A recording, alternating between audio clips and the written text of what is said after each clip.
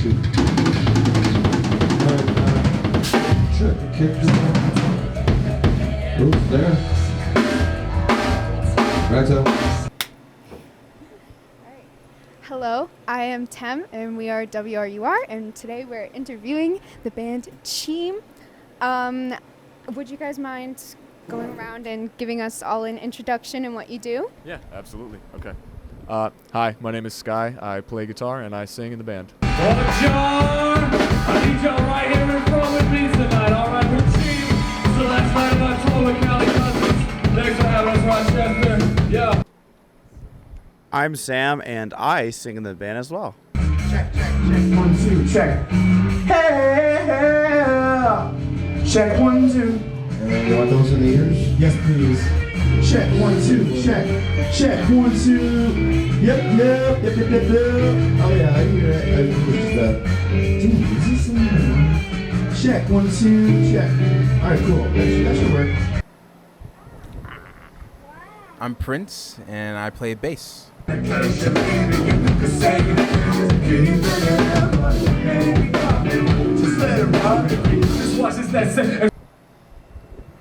Sean and I play drums.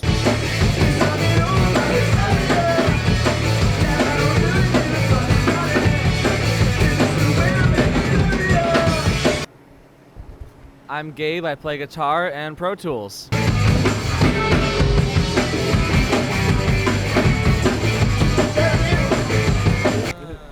And then I'm not actually in the band. My name's Nat, and I'm working with the Reporter podcast. Okay, so we have a fun little first question. If you guys were a toolbox, what tool would you be from that toolbox? Okay, well, I mean, I feel like... You're like the Swiss Army guy. I do a lot of different stuff. I sing, I play guitar, I rap, I do the record scratches on the album. I don't know if Swiss Army knife counts, but some kind of multi-tool probably. Maybe like something with adjustable, like some kind of wrench, you know? I would probably be a drill, because I'm like it's like a one-trick pony. But I do that one thing you need really effectively and really loud. I'm probably the loudest. I am like always at 100.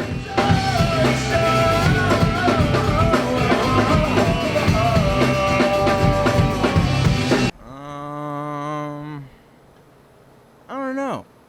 I feel like I'd be like an Allen wrench or something. How I don't feel free right now. I feel like I lose myself in your arms. Why? I don't know. It just feels right, you know? I'm a hammer.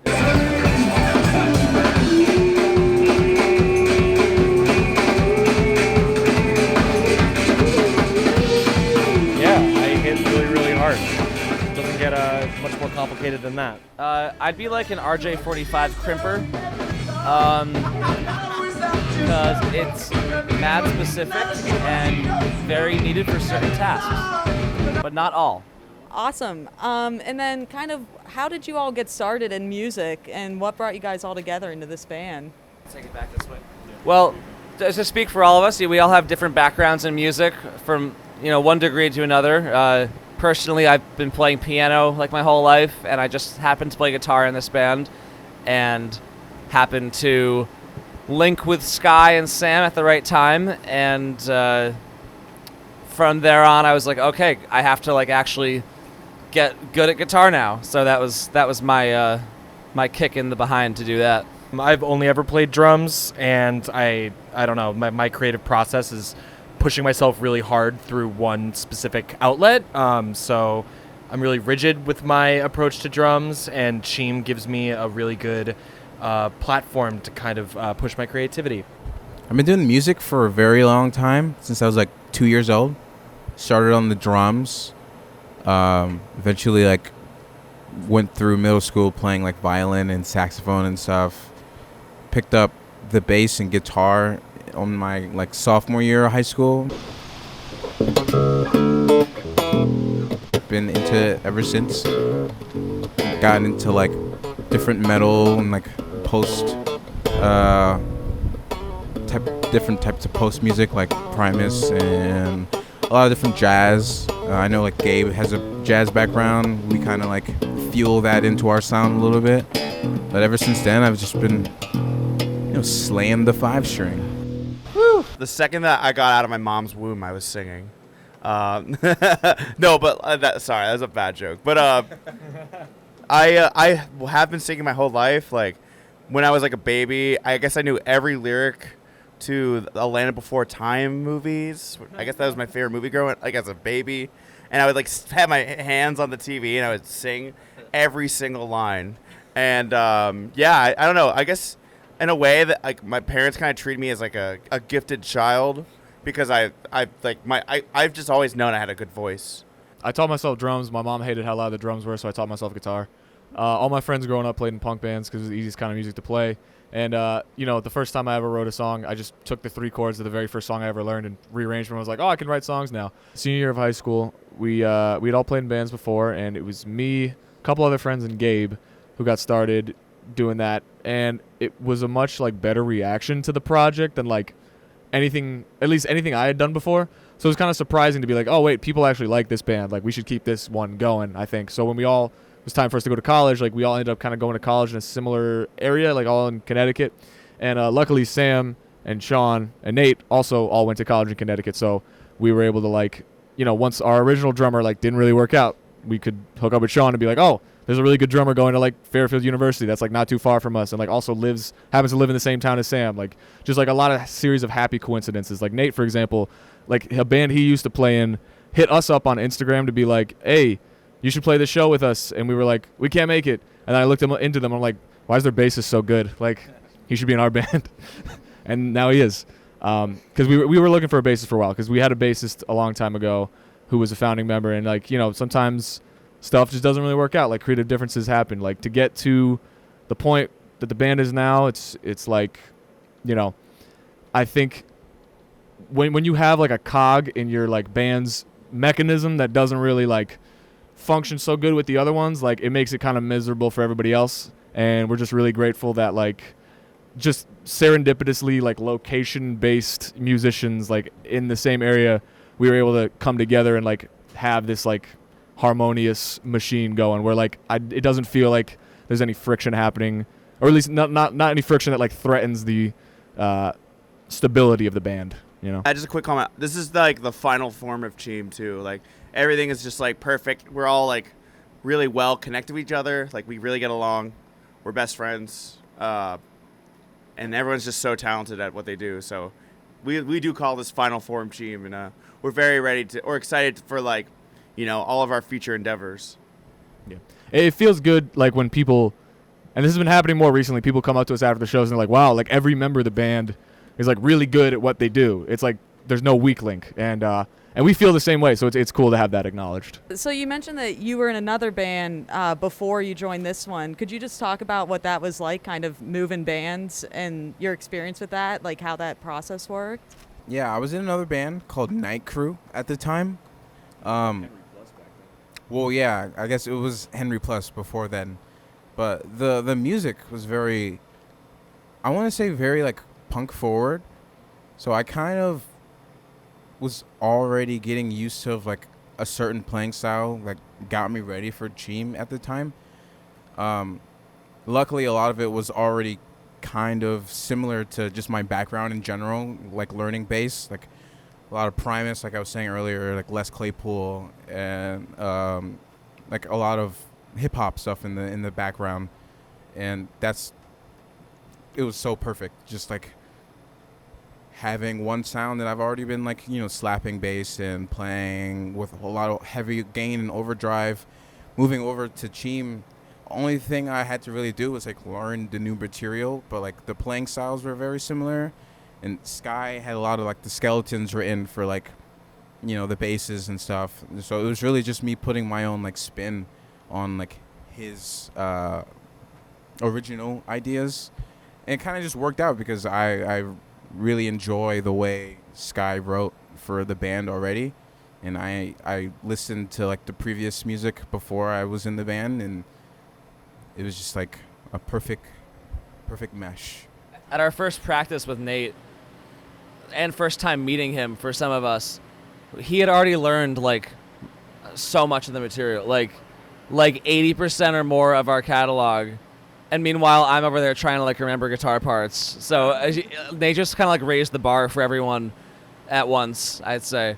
But we were like, okay, this is definitely the one. This is the bass player we got to stick with. Yeah, I mentioned before, like, we got lucky, like, with, how everything worked out. Like, it was really lucky because, like, we specifically was like, all right, we need somebody who can slap. We need somebody who plays 5-string. We need somebody who can, like, just play these complicated parts. And just, like, one Instagram video I saw of Nate, he was doing everything that we possibly needed for Cheem. And I was like, where's this guy been this entire time? Like, 5 minutes. Literally 5 minutes from where they lived in college. 5 minutes from our house that Gabe and I lived together. He lived 5 minutes away from us. I was like, what is... Right under our noses. Under our noses. Hey, we found him now, so it's all good. It works out eventually. Rochester is very happy to have you guys finishing your Midwest tour here. Is this your first time touring? We've been touring for a long time, but especially when we were younger, they weren't really as organized. We really didn't know what we were doing. We were kids, just, learning how to, like, get ourselves out of just our local area. But in ever since COVID, we've done 3 tours, and they've been a lot more legitimate. We have someone that's booking the shows for us. We have a manager. These actually do feel like, we feel like a real band, which is something we honestly haven't felt since maybe a little after you joined. Like yesterday we were on stage, and at a moment I was like, wow, this is like how like a real band functions and plays cool shows and has everything everything handled for them. I'm very thankful for everything that's gotten us to this point. And we've been touring since 2016 maybe, but like the only difference between then and now is we actually put out an album that did fairly well, and we have a little bit of hype. So these, naturally this tour is gonna be more fun because we actually have people coming out for us now from random places, and we have these like random pockets of fans. It's so cool just meeting people at shows. Like, oh, you actually have been following us for like 5 years. It's like we're actually meeting these people for the first time that have been on the Cheem train for a while. So I would say each tour has progressively got better and better just because of the work we're putting in, and we're seeing some good returns on that. Yeah, we used to tour in 2 sedans, and that was horrible, rough. So what's been your favorite part of either this specific tour or any tour in general that you've been on? Well, we were saying that our show last night / the one in Milwaukee a couple nights earlier may have been our best shows to date. Period. Just based on turnout and performance combined. Fochella yesterday was definitely a highlight in our career. That's like the official answer. The unofficial answer might be like some funny, stupid we got into that I don't know if we'll mention right now, but what was that? Yeah. We went on tour with California Cousins, Cali Cousins, Rochester homies, and it's been really funny and cool getting to know them and goofing off with them and making that connection. Yeah, I'll just say, like, I think every time we tour with a band, generally speaking, we've been pretty lucky with that too. We just end up making new friends, and then like we don't really tour with bands from the same area as us, so it's cool to have those connections. Like last March, we toured with a band called Riley from Texas, and we were able to meet up with them again at Fochella, and it was like a great time seeing them again. It felt like there's a lot of bands there we knew. It was like a big high school reunion, and then we played. It was like a 500 cap venue, and they sold it out all weekend, and it was just like. Yeah, it was one of those moments where it was like, I think the entire tour kind of ramped up to that point. Like the shows slowly got better until like yesterday was just like, whoa, like, yep, this is it. This is like the best show we've ever played. And it made like the entire process, because tour's kind of a headache. Like even if you plan everything out, you can't plan for everything. And also there's just stuff that's inconvenient about like being in a van for 2 weeks, but it's all, it made it all worth it. It was definitely a gratifying moment. So listening to you guys, I definitely got a bit of Panic at the Disco. Definitely like early 2000s pop punk. You also mentioned Primus, which is crazy to me. I feel like no one talks about Primus anymore. Love Primus. But is there anything about like who or what influences you guys that you want to note?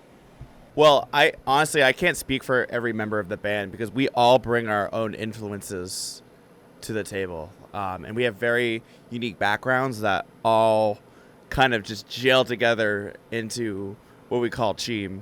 It's very funny you mention Panic at the Disco because the first CD I purchased was A Fever You Can't Sweat Out, and to this day I get that comparison every single day. Well, I think he's a bad guy, but I love Panic. Oh yeah, I mean influence-wise, like pretty much a lot of bands that like combine genres. 311 we're big on. Linkin Park's early albums we really like. Fall Out Boy is another vocal comparison we get, but they're also pretty inventive with bringing like the pop punk sound to other genres. You know, like the R&B influence, the pop influence. They came back with like the Save Rock and Roll, did all the sampling stuff, which is cool. We love utilizing like R&B and hip hop and electronic production techniques in our music because it seems like we don't see a lot of that in the scene we're in, and it's kind of refreshing to both us and I hope to our audiences to hear that. So yeah. And then on this new album that you guys had, what was your favorite part of either making it, writing it, performing it? Favorite part? It was cool recording drums at my alma mater, the Hart School in Hartford. Using the recording studio there to cut drums in 2019 was a lot of fun because I got to be working in there not under the stress of it being a school project, but it being a personal project. So it felt like, I'm like in the real world, like recording in a real studio and not paying for it. So that was cool. And, you know, I mixed the whole thing, so I would say the best part about that was finishing it and never listening to it again until just in passing. So, yeah, I have a very close relationship with the record for that reason. I recorded my parts for Guilty Pleasure in 2019, and then the pandemic happened, and really didn't feel like we started to make like headway on it until like 2021. And then the whole process went through and the album came out, and that was probably my favorite part was the rollout, because by the time it came out I was pretty just like disconnected from the whole like recording process because it had been pre-pandemic, which felt like, you know, the Stone Age. And watching the album come out and seeing people's reception to it is still fuel and motivation to me to this day, because I've never had music that I've been on be received that widely before and so positively, and we're still meeting people to this day that our music has impacted them and, you know, improved their lives. So it continues to be very, very validating. Yeah, on that similar note, when the album was coming out, like when we started doing our singles, just watching the hype in like the scene in general, especially like where we're coming from, Connecticut, was really fun because a lot of my friends were very curious to hear like the next project, and you know, sneaky links getting out there and people listening to it be like, oh, this is fire, I can't wait till it comes out, man. I'm like, yeah, me too, dude. I bet. It's been a while. And then another thing is I really like being at the show and people talking about what their like favorite songs are. Like, for instance, people are like, oh, I really like Snag. That song like changed my life. And like, we're playing Snag. And they're like, what? Yeah, and then like finding them in the audience while we're playing it and like just watching them go crazy. It's just a great feeling. The reception for the album has been really cool. And I guess the album having us become more developed has been the most exciting part of the album, which is funny because the album's been out for like a year and a half, and like every day we're like still we're still kind of reacting to that day where we released it. It was so much work preparing for it and like preparing for the next thing. And it's a lot of hard work and it's really stressful getting to that day where it's finally out in like Spotify and Bandcamp and any place that you listen to it. So it just feels really good when the hard work actually pays off. I also love seeing people just like nerd out for our art and like really try to overanalyze it, because we definitely have like a bunch of little nerdy fans, and it's cool like seeing people really try to like get into like try to understand like what we're doing and why we are doing it.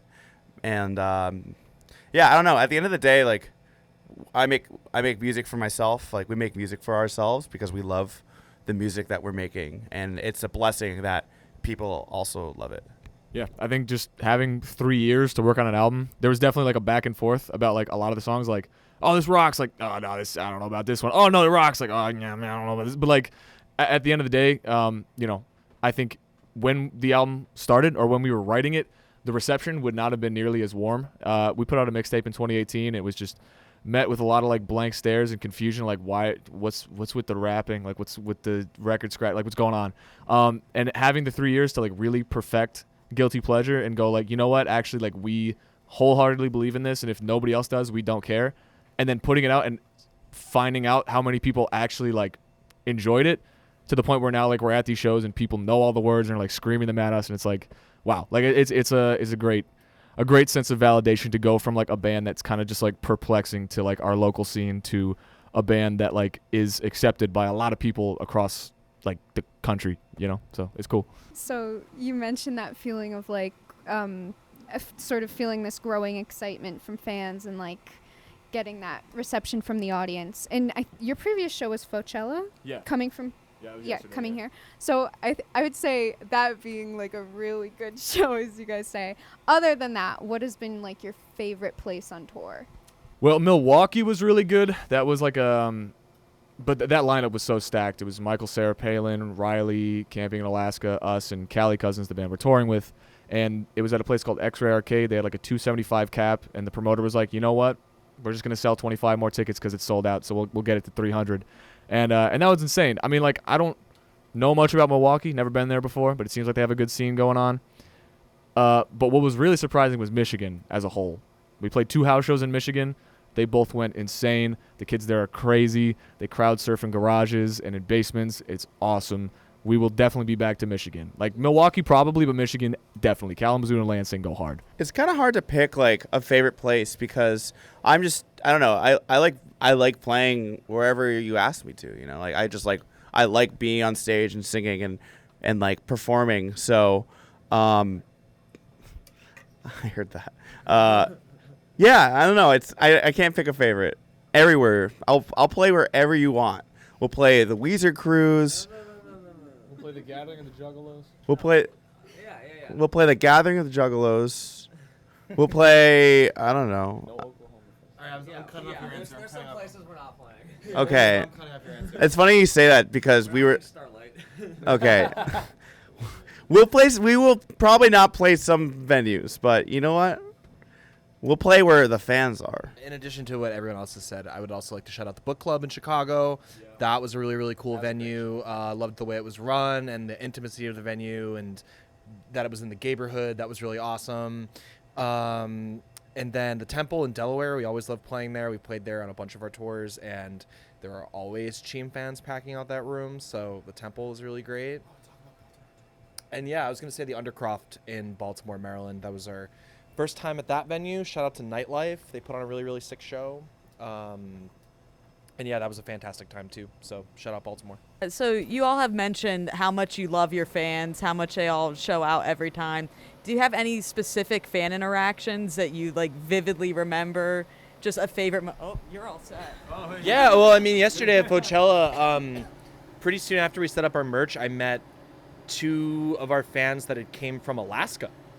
And that was really weird because, you know, we were just talking casually in the van about, you know, what if we toured to Alaska? You know, what would that be like? Yeah. And then right after we set up, met 2 people who, you know, they were there to see a bunch of bands, but they were really, really excited for Cheem. And they said they only get to come to the lower 48, you know, once a year. So the fact that they came all the way for Coachella and, you know, spent a lot of time talking to us and right in the front row, like that, I will not forget that. It's pretty crazy. There's a lot of people, especially on this run. We mentioned it earlier that have been following us for quite some time, and we've been able to actually play places where those kids are from. So just meeting people that, like this one kid who asked us to play a really old song, and for the rest of the set, like sang all of our lyrics. Shout out Joe. That was really surreal to me. I don't know. It's insane where someone walks up to you and is like, "Your music changed my life," and I'm like, I don't know. I guess my music changed my life too. I guess we have that in common. We could be friends if you want. Yeah, I think just like any scenario where, like, there's been a lot of times on this tour where fans have seen us at 2 different shows. It's like, wait, I know you, but I just met you. Like, you were at the other show, you're at this show. Like, that kind of dedication has been crazy to see. And like, there was a kid who saw us in Pittsburgh, and then we saw him again at Coachella at the festival, and we were like, "Yo, what's up?" And he was like, he said hi, and then we go back to the hotel, and we come out for continental breakfast, and he's staying at the same hotel. He's like, "Yeah, I'm here with my mom," and he's like 15. I'm like, "Oh my god." Like, cool, dude. So I leaked him some demos just to like show thanks. I didn't tell you guys that, but I did. Nevin. Shout out Nevin. Nevin. It's Nevin. Nevin. Cool hair. Okay, cool hair. Okay, so not talking about fans. If you just met a random person on the street, had no clue who you guys were, how would you describe your music to them? I usually go for the low-hanging fruit. I'll be like, "Oh, it's a combination of Fall Out Boy and Linkin Park." Fun fact, I said that I'm just gonna tell a story. We played Birmingham, Alabama on our last run, and we opened the show. And I was in line for the bathroom after the show, and there's a girl behind me, and she's like, "Oh, I didn't see who played first. Like, who was in that? Who played first?" And I was like, "Me."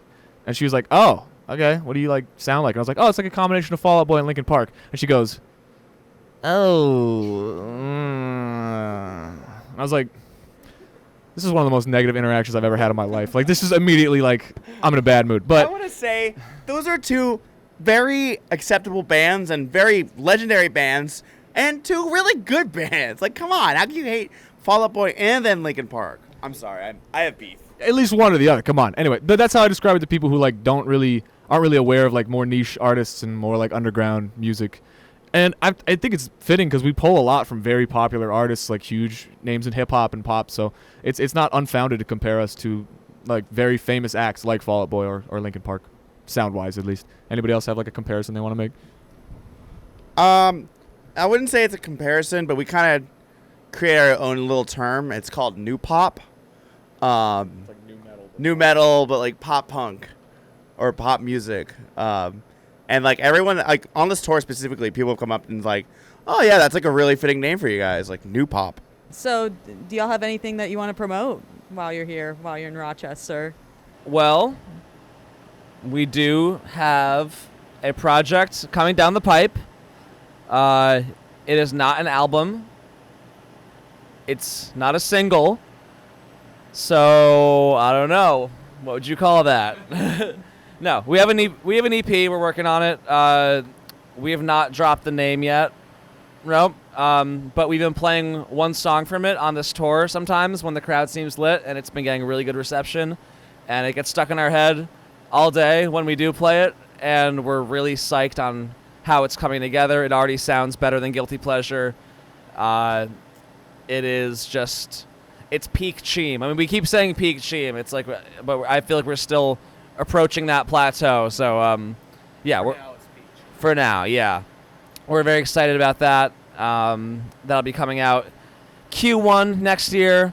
I think my lawyer has advised me not to say anything else.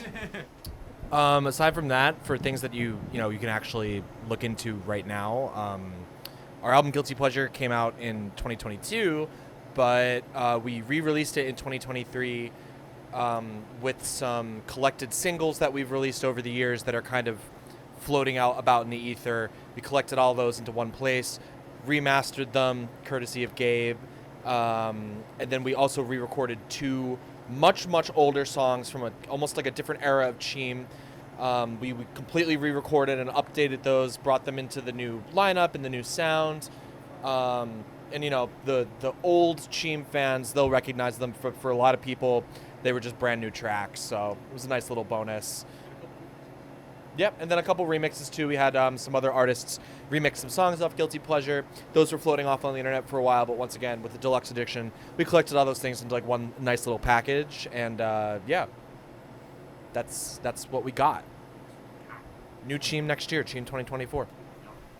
All right. And a final question: if you guys could play anywhere in the world, where would it be? Obviously, other than the Bug Jar, Rochester, the best place. Yeah. Come on, guys. Brazil. No. I mean, it'd be cool to play in Brazil.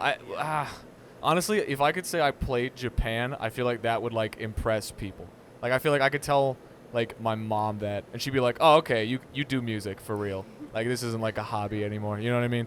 Like, but also like I've always wanted to go to Japan, and like having music as an excuse to travel. Like there's so much of the country I would never have seen if it wasn't for music. So I've never been outside the country. I think anywhere outside would be a dream to play, but Japan, #1 for sure. I would agree with that. Like Japan has definitely been like a band's goal or dream because we actually have a lot of fans over there. Sold a lot of CDs over there. A lot of people tweeting at us in Japan. It's pretty cool. I would. Translate works pretty good. Yeah. Okay. I would love to play Australia. I would also love to play like anywhere in Southern Asia. I don't know. I feel like we would rock the hell out over there. Australia was gonna be my answer. Sorry, Sean. Really anywhere that's like outside of the U.S. would be cool because we do have people that are listening to us outside of the U.S. and it'd be cool to like show out for those people. You have another answer? Yeah, I mean, I would love to play in Brazil. I went there in 2016, and it was a beautiful country. Brazil would be fantastic. Canada, we've been having people ask us to come up to Canada for years, so we're really trying to hit there. I feel like I had another answer, but I completely forget what it is. Europe, I guess. Europe would be pretty cool. A lot of people tell us that, Cheem would kill in Europe. I think so. The UK. Yeah. UK, Europe. I want to play on a beach. Doesn't matter where. I just want to have like a cool beach show. All right, Jimmy. I think that fits our Margaritaville vibe. Yeah. I want to play inside of Chili's. If you know anybody who can make that happen, let us know. We have the greatest music video concept ever, but we need access to a Chili's to make it happen, okay? Chili's. Chili's. Yes. I thought it was McDonald's. That's another one. No, we can do the McDonald's one ourselves. The Chili one, we need like a big curtain and it's a big thing. Okay. Don't worry about it. Ask us later. All right. Well, we'll see you guys in Chili's then. I was just going to say thank you so much. I hope you guys enjoy Rochester, and I hope you enjoy Bug Jar. You hope so too, yeah. Thanks for having us. Slat.